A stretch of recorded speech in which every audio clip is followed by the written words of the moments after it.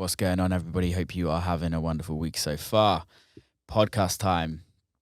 Francis Mercier, owner of Deep Rooted Records, is making some unreal Afro house at this moment in time. Afro house it's not really kind of been my realm, and I've not really done much research into it. I love it when I hear it, but I don't really know much about it. And Francis hit me up and we got him on the podcast, and I love his music. It's beautiful and melodic and kind of just amazing, organic music. So yeah, I thought I'd get him on and have a good chat about his career and what he's got planned for the future. So without further ado, Francis Mercier. Francis, what's cooking, man? Not much, bro. We out here in New York. Apart from my lateness on this podcast, I apologize. No, it's all good. It happens to the best of us. I'm such an idiot. Whereabouts in New York are you?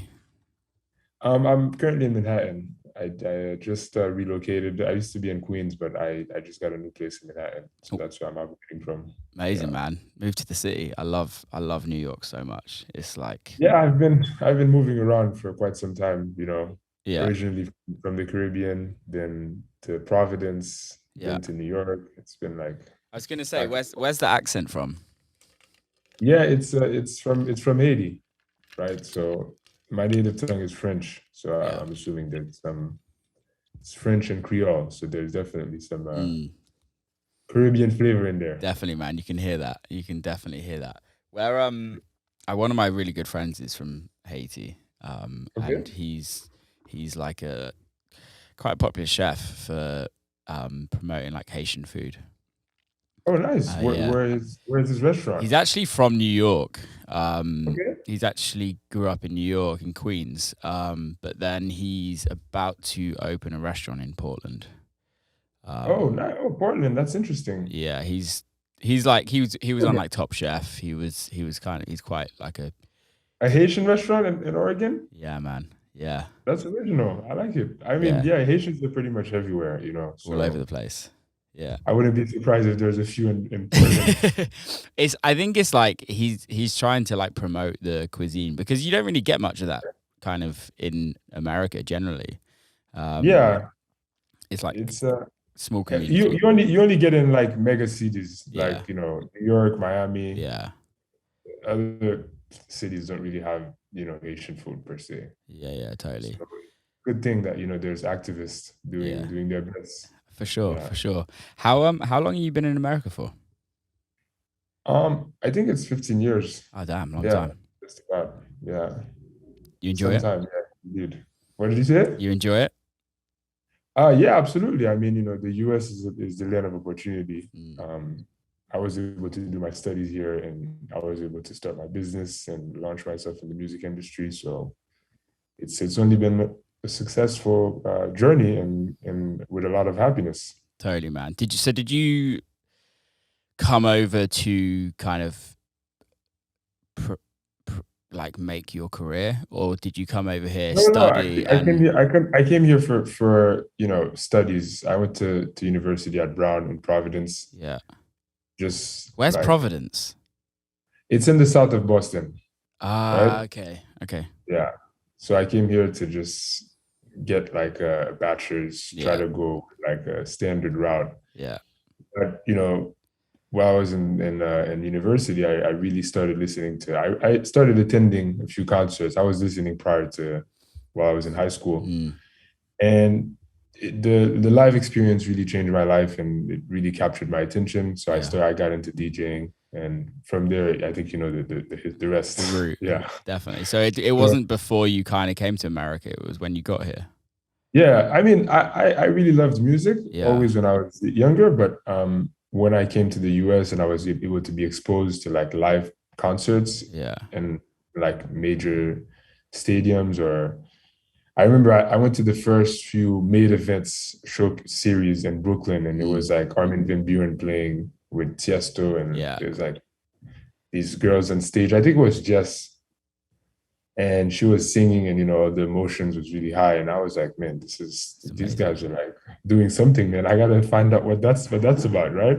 It's amazing how all of our intros to the industry are like always generally pretty similar, and Yeah, it's just like you see somebody or you capture a moment and it kind of gives you this feeling of like I need to get involved with this, and then you end up just making it your life goal to just be part of that and kind of be that person on the stage, kind of playing that music or making that yeah. music. I mean, I really loved the In Search of Sunrise Tiesto compilations. Mhm. Back in, it was like 2004, Yeah. 2003, 2005, right? Hmm. This was like, I would say it's like a deep house, current Yeah. deep house, right? It was like Yeah. more, it wasn't really trance, it was like lower BPM trance, I would say. Yeah. And the emotions really drew my attention, Mm. and being able to see it live in person was like a game changer. I was like, okay, I really want to get into this. I want to know what is happening about this Yeah. music, what are these guys exactly doing. And step by step, I got some equipment. Then I was like, okay, I actually can do this. Why can I play in college? And I started playing like college parties, and then I wanted to play in New York. Yeah. And the city, is a city of opportunity. It You know, is. city is whatever you want to do. If you put your mind at it, Totally. you will see. So there was opportunity upon trying in New York. Opportunities came, and Mm. it drew my attention, and it consumed me, and that's what I kept doing. Even after graduating, it was Yeah. like, without, I never thought about doing something else, right? That's amazing. What did you study? Just Mathematics, mathematics. just, Jesus. yeah, nothing. I was supposed to be like a finance guy, but I chose the music, man. Chose the poor route. I get it. It's Yeah, fine. We all do. I'm a naughty boy, man. Yeah, it's looking at Tiesto's career, it's kind of wild what he's done, right? Is Yeah, it's if you think about it from like the first time I saw him was in Privilege in Ibiza. He did this like residency. I think it was like every Tuesday night in Ibiza, and it was just like mental. And it was kind of like the first like mega club. Like I think it was like 12,000 people in one club, and you're just like Jesus. And to think how long he's been doing it and how yeah, many different types of careers he's had in his one career is pretty special. it's impressive. I mean, from playing the Olympics Mm, in Athens to playing stadiums, yeah, to crossing different genres, to be relevant across generations for, like, I don't know, man, 30 years. yeah, This is like, that's something, it's pretty special. Yeah, it's pretty It's special. He gets so much hate from so many people, which Yeah, but I for no understand. reason, man. I I, mean, the guy's like a master, right? So he yeah, can do everything. This is exactly, exactly. Is that something that you aspire to be like, where you can just be that big, or is that not what your Yeah, goals are? I'd love to reach that pinnacle, Yeah. that point in my career, but definitely I can see some similarities and basically the evolution of my style of music, right? Mm, Because what I was making 8 years ago, yeah. 4 years ago, currently is everything has changed, shifted, right? Yeah. So I like to believe that, to be a successful artist, you have to rotate. You cannot stay Mm, in just one genre and just be like, okay, I'm staying in this kind of music for the rest yeah. of time, because it takes away the fun, right? Yeah, totally. And I think that's what people kind of forget is that it's very easy to just like stick to one thing, but then when that one thing is not fashionable or Or people it becomes or you obsolete, or you've yeah, done it all. Like, you've exactly. released every kind of record you can think of on Mm. all the labels. It's okay, game over. You got to go to the next stage, right? Yeah, unless you're willing to kind of create your own kind of lane and your own label and your own sound. Yeah, no, Um, absolutely. I but mean, even then, it's still if you want to, evolution. even if you want to create your own sound, just the point of this whole career, or this whole passion, it's about bridging cultures, Yeah. being able to bring people together. And if you're staying in one lane, one sound, one style just forever, you just like It's you don't boring. really have a broad reach. It's kind of like limited, Well, right? It's the yeah, purpose. and I We also didn't get into DJing to like play just for ourselves or for our own group. We wanted to like be a DJ, right? To yeah, play for exactly. everyone, right? Mix the music. Yeah, no, I So yeah, totally agree with you. I think it's like you have to evolve. You have to kind of grow with what you are as an artist and who you are as an artist. And I think people that kind of stick to one thing forever, I don't necessarily, this is kind of controversial, but I don't necessarily think that actual true artists, because I just don't believe any one artist likes to do the same thing over and over again.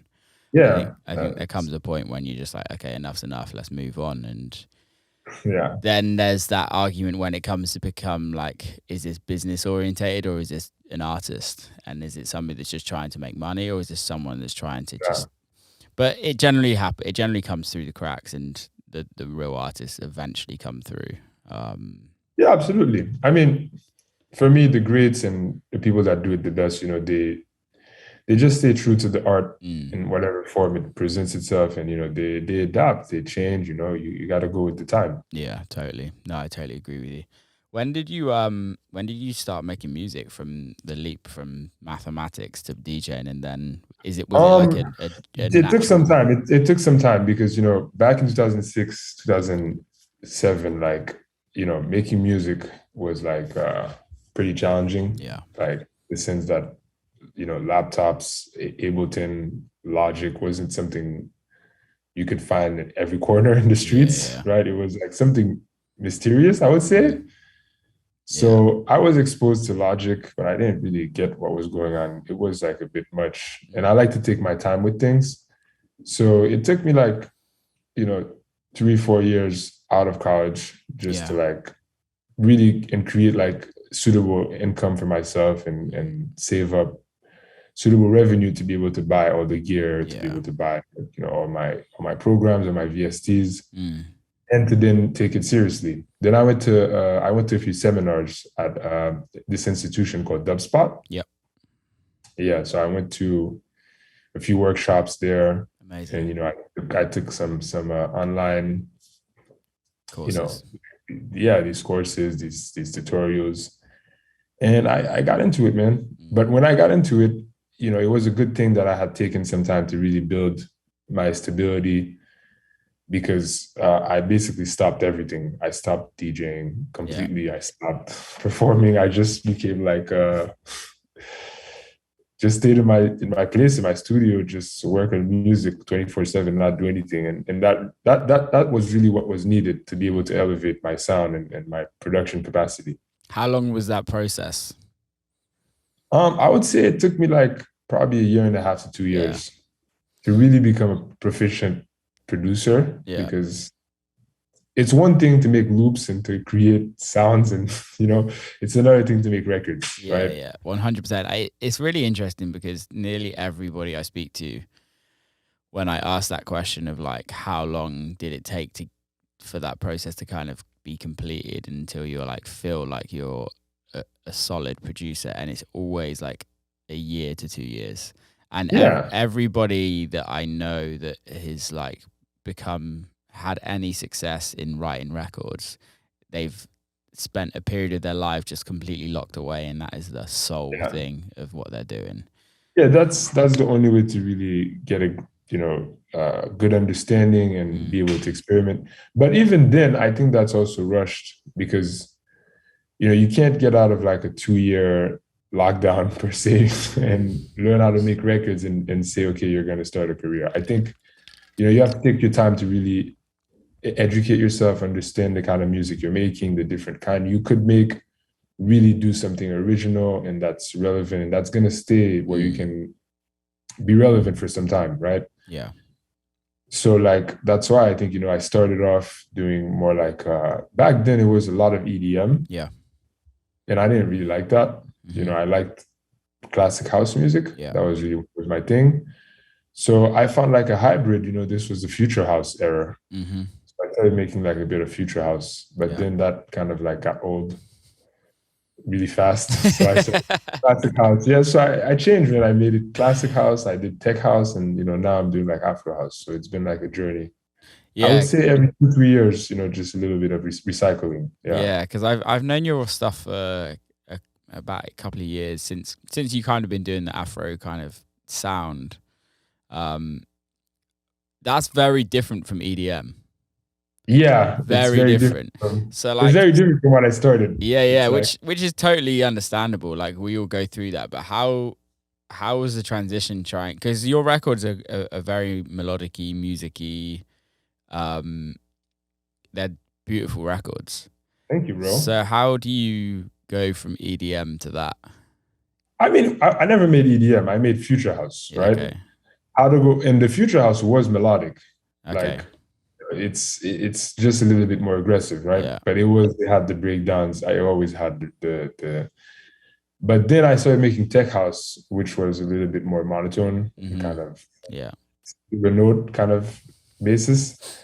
And but yeah, I always wanted, melodic. I just really couldn't find like a way to express myself yeah, to the fullest until I started making Afro House, mm, because I think Afro House embraces melodies really well versus yeah, other kinds of music where it's like too much focus on the synthesis, too much focus on you know like the bass or whatever. yeah, And Afro House, you can really, it's about the music, man. You can incorporate amazing vocals, yeah. different guitar riffs, different sounds. So it's I like it a lot, man. I Yeah, it think gives you. I think I find the thing with Afro House is that the tempos are slightly slower, which Yeah, gives on like a technical front for any producer out there when you have slower BPMs, you can actually fit more into your records and you yeah, can kind exactly. of it gives you more space. Whereas like if you're doing like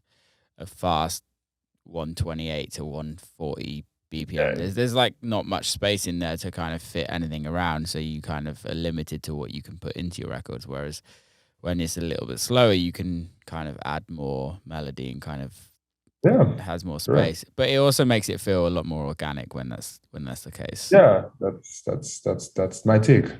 Do you did you learn how to play the piano or any instruments or anything? No, no, no, I didn't know any instruments. I'm still, dabbling. Yeah. Um, I do have some basic music theory Hmm. understanding. I could play a couple, notes there and there, but I'm Yeah. not a proficient piano player. Mm. Not yet, at least. I'm still Practicing. practicing, every day. I mean, even as a producer, I can also say that I'm still learning every day. It's 100%. never, you never reach a point where you're like, okay, I know everything. I just stop. No, you always try to play different instruments. You always try to, do different production techniques. Mm. And as you're discovering different styles and adapting yourself, you gain experience and you have to listen and practice and like, try to Totally. get better. Totally. Yeah. What did your parents say when you were like, "Mom and Dad, fucking maths off"? They were very supportive. Oh, I that's cool. mean, yeah, but yeah, they also know that I'm like a hard worker. Yeah. So I won't stop until I succeed whenever I put my mind at something. Mm. So they're like, yeah, you can go ahead, be crazy on your own. I love that. I love that. We all need supportive parents. Yeah, Um, record label wise, you run your own record label, correct? correct. It's What's called Deep Root Records. Deep Root Records? But it has like multiple sub labels. It has Deep Root Tribe, Deep Root Underground, and Win Records. Yeah. And what was the reasoning why you started a record label? Um, well, the original concept was just to support other artists, Mm. because I'm a team player, Mm-hmm. and when I started producing, I had some mates that were doing it as well. So I was like, yo, why don't we start like a little collective, Yeah. like kind of do showcases to do different events? Mm. Because, like I said, at the time, there was a big EDM era. Yeah. And there was really no space for like regular house music in New York. It was just like either you're playing hip hop, Yeah. rap, or big room. EDM. And the clubs were like this was like a religion, man. People were just, this is what they wanted. I remember. Every club. So I was like, okay, you know what? Let me just do my own little imprint, my own little collective. Mm. to be able to be independent and to kind of like have that kind of medium to be able to play the sound and the music I like together with my mates. So that's how the imprint started. And slowly it became a record label, it became like an artist management company. And yeah, the sync and licensing department we do have. And obviously the event planning continued. Yeah. We've put a lot of big shows over the years.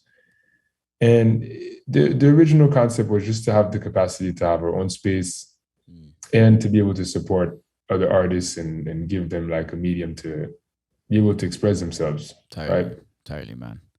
Yeah. And looking back, it's taken a lot of sacrifices, a lot of effort, you know, to keep the record label operational and to make it relevant in the space. But I don't, you know, I'm happy about all of it because it's really it's a pleasure to be able to say that you know, we work with like 350 artists. Wow. On different styles of music. Yeah. That we're able to support artists, you know, whether they're from Africa, from South America, you know, places in Europe that I've never been. Right, we represent artists like in every corner of the world. Man. Yeah, I love that. From Zimbabwe to Colombia to Denmark, like yeah. So it's nice, man. That's amazing.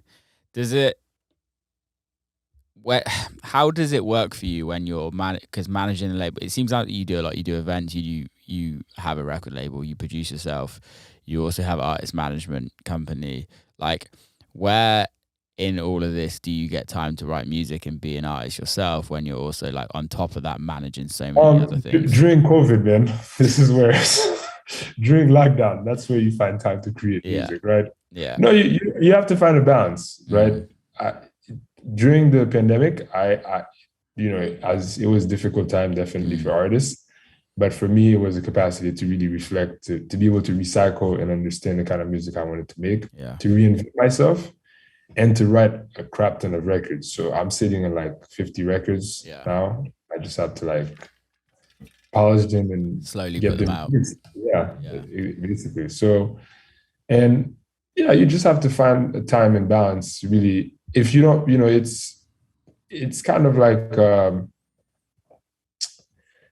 if you don't put out records, you become irrelevant. So if you want to be relevant, you better put out records. Totally. This is basically like back in school, but it's also a way for me to express myself, you know? Yeah. Because I happen to work with some amazing artists, as I mentioned.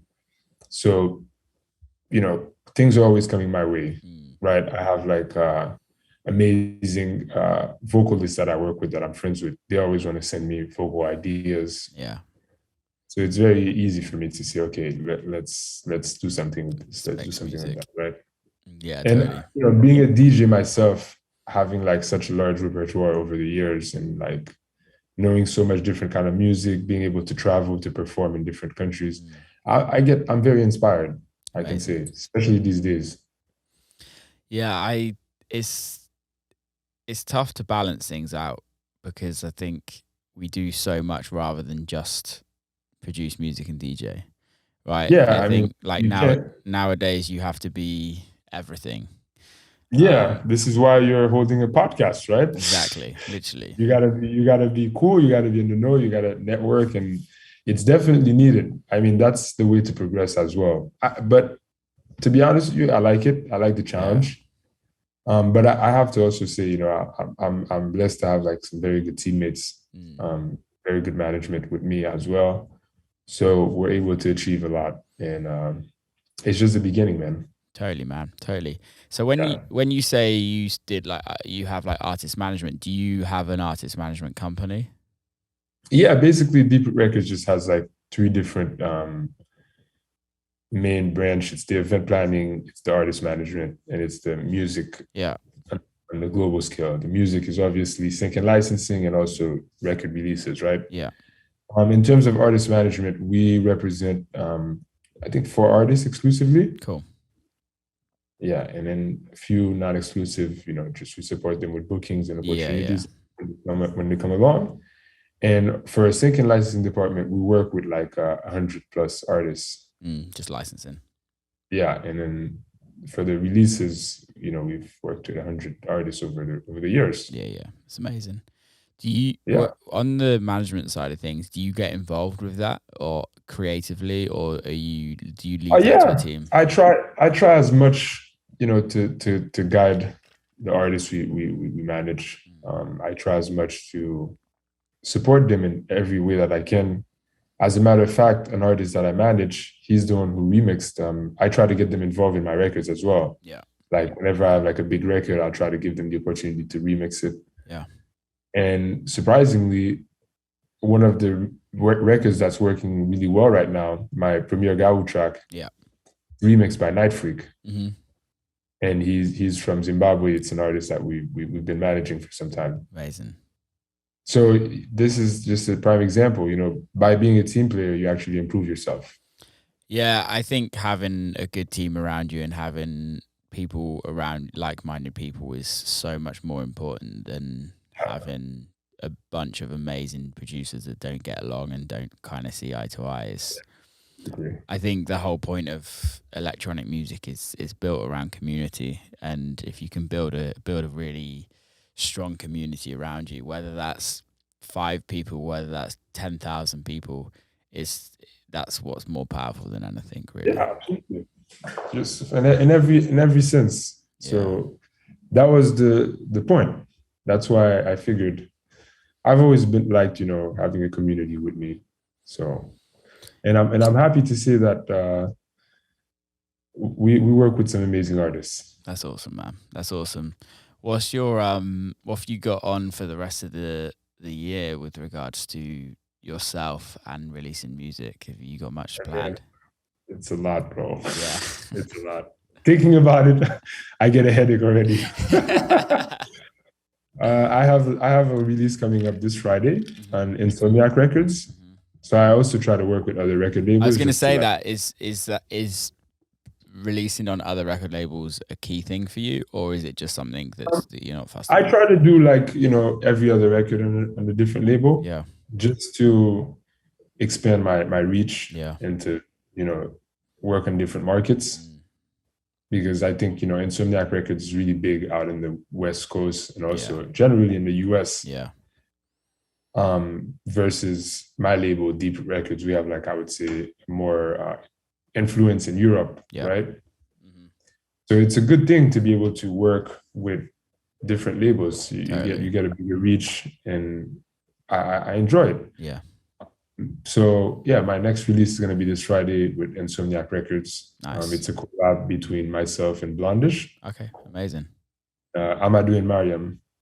So that's a record called City. Yeah. The message behind it is really strong. It's basically an empowerment to blind people. Blind people. Yeah. Cool. The singers, it's a wife and husband, Amadou and Mariam. Yeah.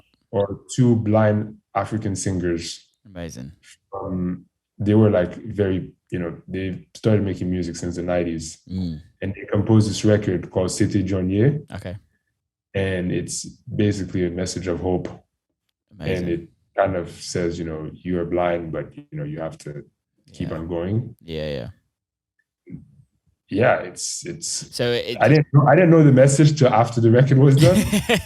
So I basically sampled the song. We got clearance from them. They really loved it, and it's coming out this Friday. So it's a really special tune for me. So when this podcast actually goes out, it's going to be out now. Just a heads up. So go check that out, people. Yeah. So how when writing that record, did you have in mind what the kind of concept was, or was it literally just like you found an amazing sample and it sounded great? I just composed the music based on the vibe, man. Yeah. It has like an amazing guitar. The composition is just phenomenal. It took some time, to speed up the BPM and make all the changes. But, at the end of the day, the music came naturally. And after the fact, it's funny because I was like, wow, this message is a message of hope. And, the track I made, it's a very positive, up and going record. Yeah. Right. I love that. It fits perfectly. Yeah. Is there like, a greater message you're trying to kind of push with your music, or are you kind of just Yeah, yeah? I wanna push, emotion. I Mm. want to push feel good, and definitely Afro. Yeah, You know, I want to push. Just to be honest, I want to push different. yeah, That's where my main thing is. I just want to do, make unique music.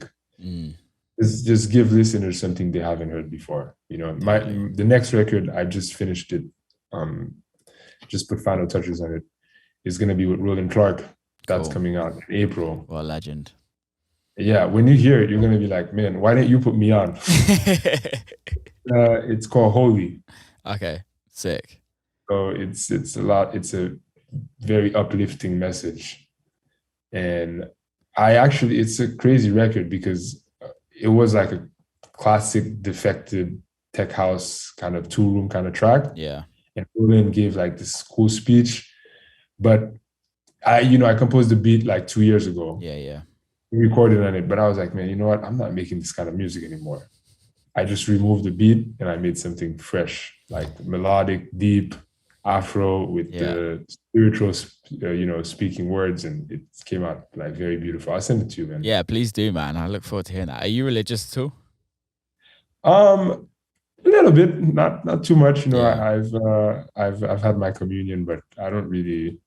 It's practice not it. something that I don't really practice it, but I do Yeah, believe in a higher power. Yes. yeah, amazing. Yeah, because I think sometimes, like, for me, like, I'm not religious at all, really. But I think there's a huge correlation between religion and music, and Yeah, not. I would like to say it's spirituality. Yeah, totally. I guess so. Yeah. That I'm a very spiritual person. I think, and even during my DJ sets, man, it's my music composition. It's supposed to make you feel, man. It's supposed to Mm, get inside your head and like get you in a trance. totally. That's the goal. The best sets that I have, man, people really respond to the music. They Yeah. they feel it in their bones, and they like. It's not like when I play a set, when I play records, man. It's not just okay. Let's play the bangers, finish the night. No, I give people like an experience. I make them feel something, right? Mm, So with my music production, same thing, man. I try to produce. I want to bring people somewhere they haven't been. yeah, totally. It's Yeah, it's it's also interesting nowadays because coming from the EDM and the dubstep culture, right? Just generally, and especially in America more so, um, a lot of people just want bangers. When yeah. I know the US is difficult, man. That's why I don't play much in the US, which is kind of. I mean, it's kind of like sometimes I think about it and I'm like, man, what's happening? yeah, Because I'm like, I have like my next 2 months, I'm gonna be away in Europe, Africa, everywhere, amazing. Mexico, Yeah, except the US. Sporadic times when you have like an organizer, promoter in New York, that's really cool. I wants to do something different. I play, yeah, but and like the majority of the markets, it's this is what they want, the tech house bangers. They don't want mm. the spiritual stuff. Yeah. But it's changing. It's Which changing though. I think it always changes, and I think it's down. Realistically, it's down. This sounds awful, but it's down to promoters to kind of start booking interesting nights. Yeah, absolutely. It's people have to educate, but people have to educate, and the good thing is that the music will always win. Hmm. So even the producers, they're not gonna keep making this kind of records, man. No. People are just like, you can hear like the biggest tech house producers. I think they've said, okay, we'll give it a little bit of tech house, but we're gonna start incorporating arps and Yeah. synths and melodies, just because that's the tendency, man. People they're getting smart, man. They want to hear different. They want Oh to yeah. gravitate towards what's in trend right now. And for Yeah. me, yeah, I also I think think it's the set times, like in Europe and places in the world, around the world. You kind of get a longer set times usually, and yeah, especially festivals. That it's tough in America when you get an hour and you kind of have to kind of put your stamp on the crowd and kind of make people remember you so that you get more fans and things like that. And it's very easy to just go on and just play bangers and not create. I mean, it's good to play bangers, but bangers, it's very, you know, I would say that's a very broad definition, right? I Yeah, think you just have to find your lane, man. You totally. just have to play. I like artists that are playing bangers that I don't know, Yeah. or that are in their zone, that are doing their thing and giving the crowd something fresh. Yeah. It doesn't have to be Afro house. It doesn't have to be melodic. It just has to be unique, man. I just want to see somebody come with something different. And those are the artists that really make a dent or like make a name for themselves. I think Like, I think they're the artists that stay around. yeah, I think even sometimes they're not always the artists that are there at the forefront headlining everything all the time, but they're the artists that like stay around and kind of grow a real healthy culture. yeah, We all need the intro artists that are super huge and kind of like bring fans into the scene.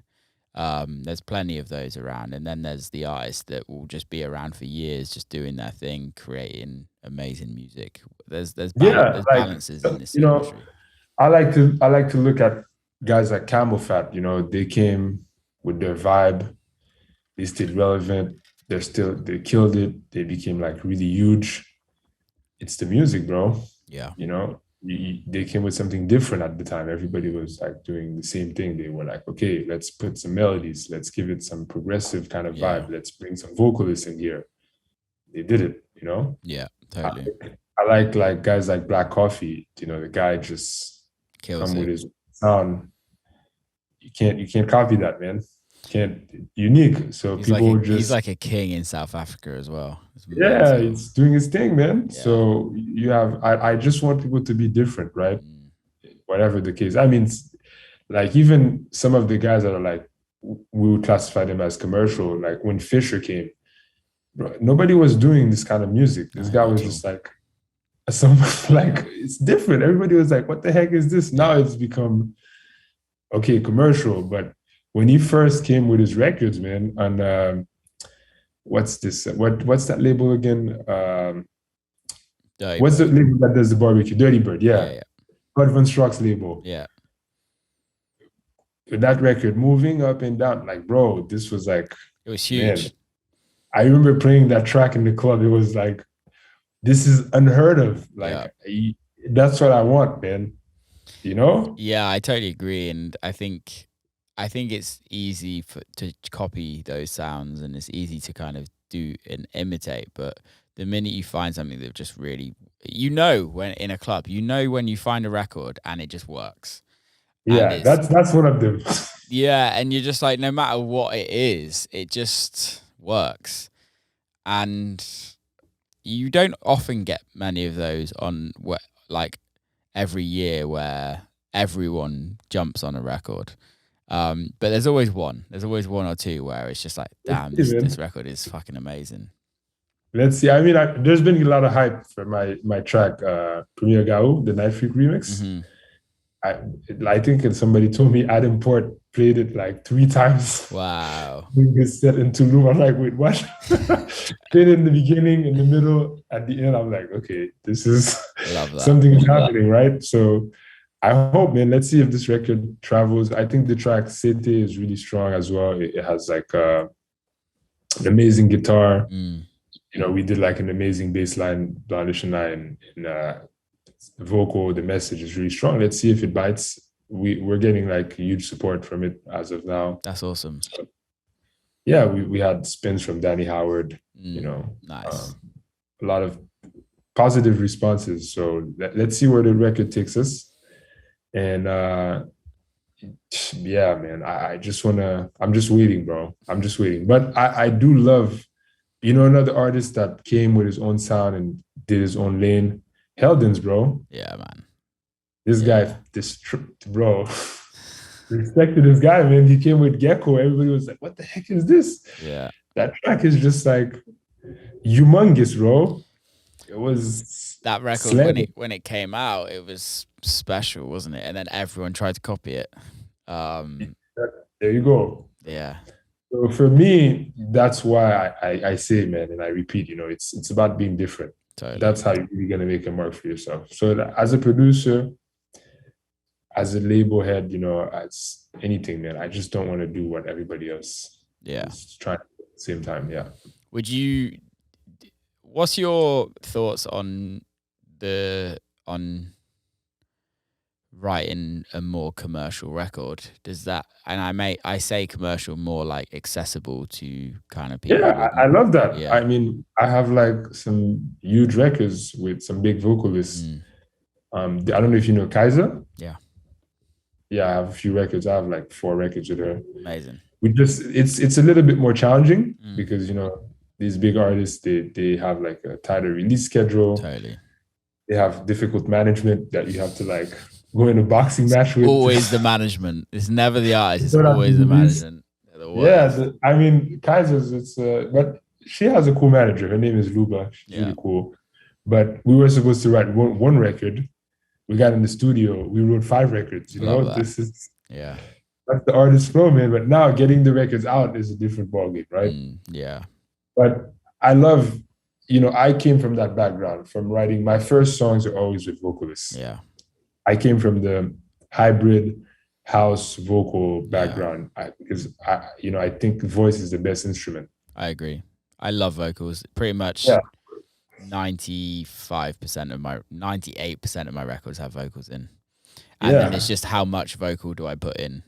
And that's the balance. Because for me, there comes a point where that I'm gonna release a record and I know that this isn't gonna be a record that many DJs play. Yeah. Because it's got a lot of vocals in and it might not necessarily kind of make a dub mix. You create a remix. Yeah, but I'm also like I get remixes from other people, but I'm also like, you know what, this is the record. Like if I'm kind of stubborn when it comes to that, I'm like, this will live in its own lane, this will do its own thing, and this will have its own life.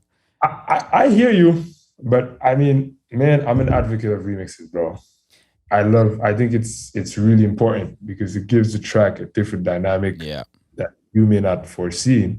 So I love remixes of like somebody else remixing it, where I don't really like remixing my own records. No. I'm not saying for you to remix. I'm saying you can make the heavy vocal one, the original mix, and then you can have somebody else do the remixes for the club circuit. But I believe I love the records that have a lot of vocals. I think they're great, regardless of what the club thinks, man. Yeah, it's not the club. You can always make a dub version. You can always make a remix pack and different cuts. But a record, is supposed to be a record, man. Totally. It's supposed to have a message. It's supposed to carry. It can't just be like a club tune. I agree. And we live in this weird world now with streaming and radio, and kind of everyone wants something different, right? So we have to please the club, we have to please the radio, and we have to please the streaming. And then it comes down to like, does this actually get in the way of the creative side of it? And sometimes you just have to be like, fuck you all, I'm just writing a fucking great record, and if you want to support it, you support it. Yeah, I mean, that's for sure. It's a challenge. I mean, the radio and the club circuit, I don't think that's difficult to break because if you have style, if you have a good record, the streaming part is like, this is the part that's like a puzzle, to get support from DSPs, that's the puzzle. It's so strange though. So when you release a record, how do you even worry about its success, or do you how do you measure the success of the record, or do you not? I worry about the success. Of course, it's a business as well. You have, the record has to break. It has to get some visibility. Otherwise, it's a failure. Yeah. Still, it's a piece of art. Obviously, it doesn't really matter what people say. It's your art. You have to love it no matter what. But at the end of the day, you have to be cognizant and aware of how people are responding, so that maybe the next record you can change some things. Yeah. Because I feel like every release is a medium for the artist to like express himself. Yeah. And gain new visibility. Totally. So it's important to like take into account you're not just making music for yourself, right? So it's important to see how people react to it in the club, as you mentioned, you know, how the radio accepts it and how it does in streaming, the pattern, Yeah. you know, if you get like good repeat listeners, if you get support from other artists, Yeah. this kind of stuff really matters. It's obviously a lot of PR that goes into it, but in this day and age, you know, you have to be aware of the feedback you're getting. Totally. Nowadays, you know, for me, with where I've taken my career, this is why it's important to take a look at feedback. I find that people really love my Afro house side of it. That's why I'm doing that style of music. Totally. Obviously, I love this style. I love this kind. But if it wasn't working, maybe I wouldn't continue, right? Yeah, yeah. And if it wasn't for the positive feedback I got, maybe I wouldn't know this is where I should stick. This is where I should stay in that lane. I would probably continue with my classic house, you know, my previous records. Like the record with Roland, it's already written. I would just mix the vocals, that's it, put it out. But I know that this is not what the crowd, I know that's not what the fans are listening for. I know that's not what they're waiting for. Yeah. You know? People want to hear, oh man, here's Francis. We want to hear his Haitian African roots. This is what we want to hear. They want to hear like the djembe. They want to hear the crazy guitars, the crazy synths, you know? So I gotta give that to them. No, I love that. And I think it's super authentic, which I think is so key in what we do. You as well, man. People love the Will Clarke, the spiritual, the energy, bro, man. This is what people, you got. If you don't listen to see how crowds are reacting, how radio is reacting, you're missing the point, you know? So as a producer, you know, as an artist, I definitely pay attention to what's happening with the record. Amazing, dude. Amazing. We've just done 45 minutes. We should wrap this up. All right. This is, I know we could go on forever, but me being late is fucked up everyone's schedule. We're gonna see each other in Miami. Oh, are you coming in town? Of course, man. Sick. What are you doing tomorrow? Tomorrow, I'm going to the DJ Mag party. DJ Mag party. Yeah, DJ Mag party. Then Clapton. I was with the Masquerade. What about you? What are you doing? Give me a text tomorrow. I've got a party tomorrow night. Oh, nice. Yeah. Okay, cool. I'm playing. Yeah. So, what time is your party? 10 till 5 a.m. Oh, nice. What's your set? I'm opening and closing because it's my label party. So it's. Oh, congrats, bro. Yeah, man. So it's me. Opening and closing. Wow. Yeah. Oh, so you're doing the opening. So I'm opening and then I'm doing the closing. So it's me, A Vision, Marco Ferrone, back to back with Alan Fitzpatrick. Nice. That's cool. I will come by, man. Yeah, come by, man. Pleasure. Come by. Give me a text. I also have label showcases. Oh, cool. Whereabouts? I'm doing a label showcase at Boho in Greenwood. Nice. That's Deep Root Tribe. I don't know if you've been to Boho. No, I haven't. But it's this bohemian like outdoor garden with a lot of vegetation, like trees, minutes, and it has like a beautiful decor, amazing sound system. What day is that? Friday night. Nice, man. Nice. And then Saturday and Sunday, I'm doing the Surf Cumber. Okay. Surf Cumber is amazing. So during the day, we're doing Saturday during the day, we're doing Tech House. Yeah. We have Ofaya, Matt Joe, Clavette. And in the evening, sunset, we're gonna do Afro House. We have Chus and Malone, Calusa, myself. And on Sunday, we're reversing. We're doing Afro House in the beginning of the day with Cairo, Bad Box. And in the late night, we're doing Afro Tech. We have Roger Sanchez, Tom and Collins. So it's going to be a nice mixture of artists. I wish I was I leave on Friday afternoon. Oh, you leave on Friday? Yeah, oh, I leave man. on Friday. But also, if you're free Thursday, I'm doing something at Joya Beach. Cool. Yeah, text me everything. And we Are you familiar? Do you go to Miami often? Yeah. Okay, where are you based? You based in LA? I'm based in Detroit. Oh, nice. This guy went to the source of the house music. I used to live in New York and LA, but I love I'd move to New York tomorrow, but it just doesn't really work for my life as of Yeah, right it's now. a bit pricey.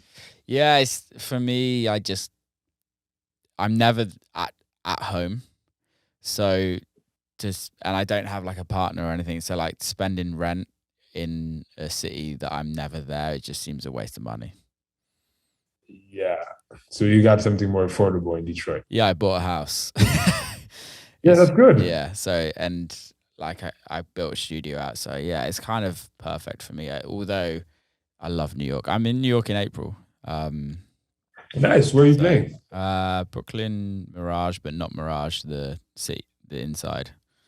Okay. Yeah. The avant garde. Avant-garde, Yeah. yeah. Nice. Who are So you playing with? Are you playing by Elroy. yourself? Yeah, it's an Elroy party. Oh, Yeah, nice. that should be good. Are you in town?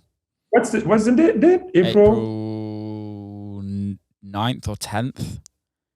Bro, I told you, man. They want me in Europe, brother. It's so, Ninth is a Saturday. It's probably April 9th. I uh, will likely be in Madrid. okay, nice, man. That'll be The fun. Europe can't get enough, man. Dude, But if I make it back, I will try and lap it come. up. Yeah, I leave on the 12th, I think. Okay, so yeah, got a bit of maybe I time. can link up with you on the Yeah, 10th man. or something like that. Yeah, man, definitely. That's awesome, man. Before we leave, how can people follow you? How can people get involved with everything you're doing? Bro, I respond to everyone, brother. Like you Same. just hit me up on the gram. I'm everywhere, man. So I'm everywhere. how do you spell your name? Just so It's everyone. DJ Francis Mercier. Mercier. Amazing. So it's pretty straightforward, but yeah, man, I'm really happy with what 2022 has brought for me as an artist. Even 2021, it was a blessing. It's the years that I started launching myself in the Afro house community. Cool, man. And you seem to be doing really well, and I followed your stuff over the years, and it's really nice to see, man. So like, keep that up. Let's see what happens with the records, man. Yeah. I will send you. Please do. The record with Roland. I think you may want to remix it. Send it. I have a feeling you're gonna be like, yo, bro. Send me the stems. I'll have a go. I got you, brother. All right, mate. Peace. Keep safe. Thank you so much for coming on. I apologize for being late again. It's all good, man. Much love, brother. Keep safe. See you soon. And that is a wrap. Big love to Francis for coming on. Love that podcast. Please go share it. Please subscribe. Please give us a little review. It keeps the podcast going. Keep safe. See you next time.